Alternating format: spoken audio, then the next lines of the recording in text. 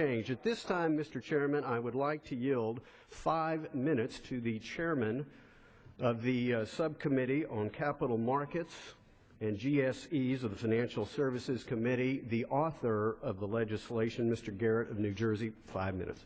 The gentleman from New Jersey is recognized for 5 minutes. And I thank the gentleman. And I rise today, obviously, in support of H.R. 1062, the SEC Regulatory Accountability Act. You know, at a time when new regulation after new regulation is being proposed by this administration, it is critical that we restore some semblance of order to the regulatory process and ensure that our nation's small businesses do not continue to drown in a sea of red tape. So this legislation specifically subjects the SEC to a more robust version of the President's own order, which requires and outlines an enhanced cost-benefit analysis requirements, as well as requires a review of existing regulations. The SEC Regulatory Accountability Act will do what? It will enhance the SEC's existing economic analysis requirements, requiring the Commission to first clearly identify the nature of the problem that would be addressed before issuing any new regulations. The SEC has already certain cost-benefits related requirements in current law relative to rulemaking. As indicated before, recent court decisions have vacated or remanded several of these and have pointed out the deficiencies in the Commission's use of cost-benefit analysis.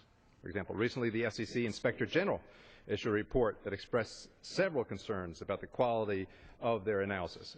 It found that none of the rulemaking it examined attempted to quantify either benefits or costs other than informational collection cost. This bill will ensure that the benefits of any rulemaking outweigh the costs, and that both new and existing regulations are accessible, consistent, written in plain language, and easy to understand. The legislation will also require the SEC to assess the cost and benefits to available regulatory alternatives, including the alternative not regulating at all, and to choose the approach that basically gives us the best benefits. Under the bill, the SEC shall evaluate whether a proposed regulation is inconsistent, incompatible, or duplicative of other federal regulations as well. So because some rulemaking has been politicized in the past, the bill then requires that this cost-benefit analysis in which I talk about will be performed by who? By the Commission's chief economist. So these are common sense reforms. They are appropriate, especially given the fact that the Commission continues to struggle with this issue. For instance, as already pointed out, in the recent unanimous decision of the D.C. Circuit Court of Appeals, which vacated the Commission's proxy access rule, the court stated, quote, "The Commission acted arbitrarily and capriciously for having failed once again to adequately assess the economic benefits of a new rule and acted inconsistently and opportunistically in frame cost and benefits of the rule." So the bill also includes, besides all this, a section that will provide a clearer post-implementation assessment of new regulations so that post-implementation cost-benefit analysis can also be done, in addition to the pre-implementation. This will be able to better inform the true impact of the major rules once they're in place. Now, some of my colleagues on the other side of the aisle say these new requirements will be too costly and will open the SEC to a flood of additional lawsuits. No. This could be further from the truth.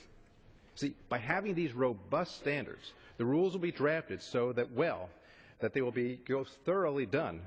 They will not be struck down by the courts, and will not have to wade through additional time and money defending them in court and then redrafting the rules like the proxy access rule. So in the end, this is a common sense, pragmatic approach to our rulemaking process that should have been in place all along. And with our economy struggling now with unemployment above 7.5%, we need to ensure that we're making it easier, not harder, for businesses to begin hiring again. Clearly, Mr. Chairman, a stronger commitment to economic analysis by the SEC is absolutely essential to ensure reasonable rules do not unduly burden registered companies or negatively impact job creation. And with that, I yield back. The gentleman yields back.